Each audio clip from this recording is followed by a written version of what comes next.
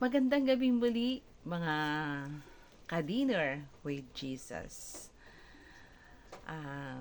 Tayo muling dumulog sa hapag ng pagpapakabusog sa salita ng Diyos dito sa Dinner with Jesus. Ang buhay natin ay hindi nagtatapos dito sa lupa. Pansamantala lamang ang paglagi natin dito. Darating ang panahon na matatapos itong pamamalagi natin dito sa lupa.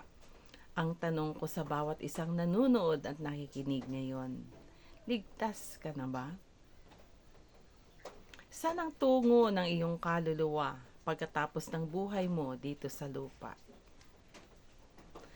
Sinasabi ng Roma 10:9, kung ipapahayag ng iyong labi na si Jesus ay Panginoon, at buong puso kang sasampalataya na siya'y muling binuhay ng Diyos, maliligtas ka.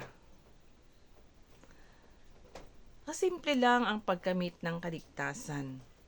Ipahayag ng ating labi na si Jesus ay Panginoon, wala nang ibang Panginoon.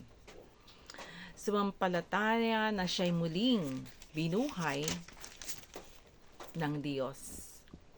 Hindi siya nanatiling patay. At tanging siya lamang ang may ganoong pangyayari. Mga hari, mayayaman, kilalang tao, namatay, subalit nanatiling patay. Tanging si Jesus lamang ang nabuhay na mag-uli. So ito ang katotohanan. Kaya mahalaga na paniwalaan natin ito, manalig sa Panginoong Jesus, at tayo ay maliligtas.